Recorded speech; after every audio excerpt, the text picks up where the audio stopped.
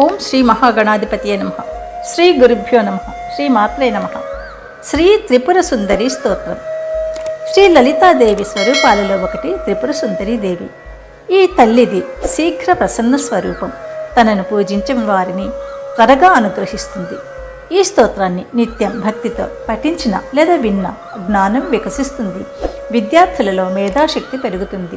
సర్వాభీష్టాలను సిద్ధింపచేస్తుందని కూడా విజ్ఞులు తెలియజేస్తున్నారు. శుభమస్తు. మీరు మొదటిసారిగా నా ఛానల్ చూస్తున్నట్టయితే మీరు సబ్స్క్రైబ్ చేసుకుని అందరికీ షేర్ చేసి సహకరించండి. నా ఛానల్లో ఆల్రెడీ వివిధ స్తోత్రాలు చేసి పెట్టాను. వాటిని విని భగవంతుని కృపకు పాత్రలు కండి. వివిధ రకాల ప్రయోజనాలను పొందండి. Thank you. శ్రీ త్రిపుర సుందరి స్తోత్రం. ధ్యానం బాలార్కమండలాభాసాం చతుర్బాహాం త్రిలోచనాం పాశాంకుశరాంశాపాన్ ధారయంతీం శివాం భజే.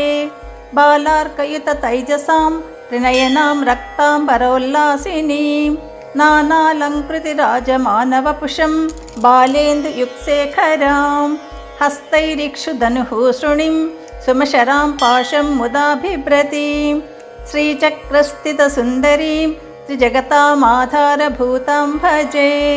పద్మరాగ ప్రతీకాశాం సునేత్రాం చంద్రశేఖరాం నవరత్నలసద్భూషాం భూషితాపాదమస్తకాం పాశాంకుశౌ పుష్పసరాన్ దదతీం పుండ్రచాపకం పూర్ణతారుణ్యలావణ్య తరంగితకళేబరాం స్వసమానాకారవేషకామేక్షాశ్లేషసుందరాం చతుర్భుజే చంద్రకళావతంసే కుచోన్నతే కుంకుమరాగశ్రోణే పుండ్రేక్షుపాశాంకుశపుష్పబాణహస్తే నమస్తే జగదేకమాతః.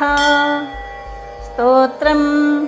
శ్రీం బీజే నాదుబిందుద్వితయశసి కళాకారరూపే స్వరూపే మాతర్మే దేహి బుద్ధిం జహి జహి జడతాం పాహి మాం దీనదీనం అజ్ఞానధ్వాంతనాశక్షమరుచిరుచిర ప్రోల్లసత్పాదపద్మే బ్రహ్మేశాద్యః సురేంద్రైః సురగణవినితైః సంస్తుతాం త్వాం నమామి.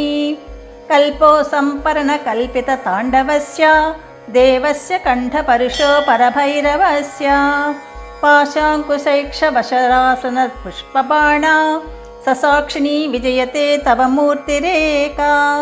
హ్రీంకారమేవ తవ నామ గృణంతి ఏవ మాతః త్రికోణనిలయే త్రిపురే త్రినేత్రే. తత్సంస్కృతౌ యమభటాభిభవం విహాయ దీవ్యంతి నందనవనే సహ లోకపాలైః.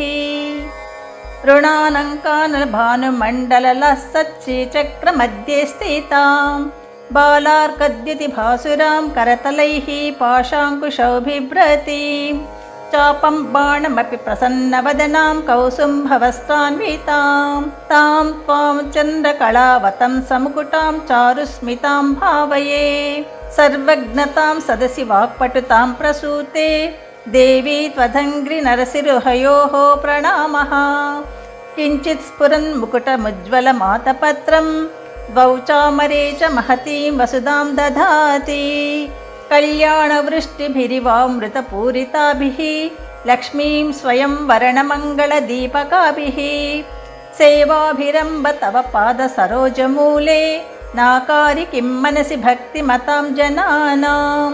శివశక్తిః కామః క్షితిరధరవిః శాంతకిరణః స్మరో హంసః శక్రస్తదను చ పరామారహరయః అమీహృల్లేఖాభిస్తిసృభిరవసానేషు ఘటితా భజంతే వర్ణాస్తే తవ జననీ నామ వయవతాం.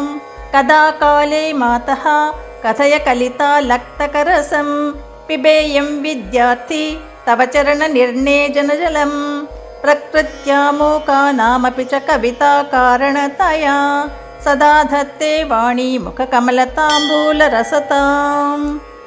ఇది శ్రీ త్రిపుర సుందరీ స్తోత్రం. యదక్షరపదభ్రష్టం మాత్రాహీనం తు యద్భవేత్ తత్సర్వం క్షమ్యతాం దేవీ నారాయణి నమోస్తుతే. సర్వం శ్రీ శివార్పణమస్తు.